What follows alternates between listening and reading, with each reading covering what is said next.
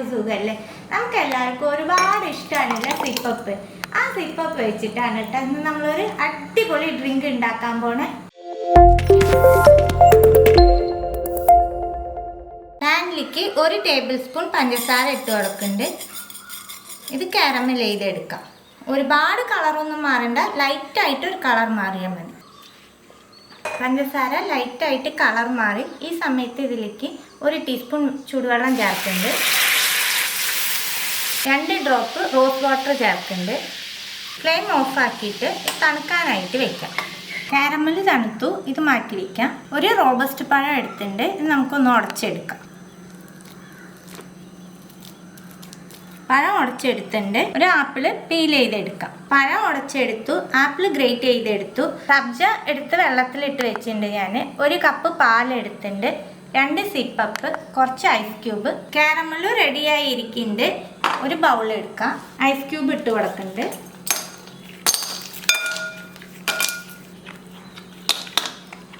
ഇതിലേക്ക് സിപ്പപ്പ് ഇടാം. ഞാൻ സിപ്പപ്പ് ചേർക്കണ കാരണമാണ് മധുരം കുറച്ച് എടുത്തേക്കണ കേട്ടോ. നിങ്ങൾക്ക് മധുരം കൂടുതൽ വേണമെന്നുണ്ടെങ്കിൽ അതനുസരിച്ച് പഞ്ചസാര കാരമൽ ചെയ്ത് എടുത്തോളൂ. നമ്മൾ റെഡിയാക്കി വെച്ചേക്കണ കാരമൽ ചേർക്കുന്നുണ്ട്. പഴം ചേർത്ത് കൊടുക്കാം. സിമ്പിളായിട്ട് റെഡിയാക്കാൻ പറ്റണ ജ്യൂസാണ് കേട്ടോ. മിക്സിയോ ഒന്നും വേണ്ട, നമുക്ക് എല്ലാം സെറ്റ് ചെയ്ത് വെച്ചാൽ ബൗളിലിട്ട് മിക്സ് ചെയ്താൽ മതി. സബ്ജ ചേർത്ത് കൊടുക്കാം. പാല് ചേർക്കുന്നുണ്ട്. എല്ലാം മിക്സ് ചെയ്യാം.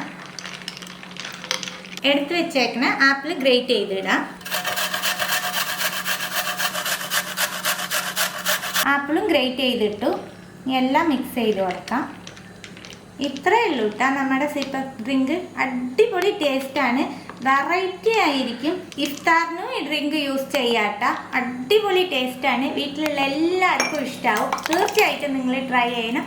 ട്രൈ ചെയ്ത് നിങ്ങളുടെ ഫീഡ്ബാക്കൊക്കെ അറിയിക്കുക. പുതിയ റെസിപ്പി ആയിട്ട് അടുത്ത വീഡിയോയിൽ കാണാം. See you. Bye.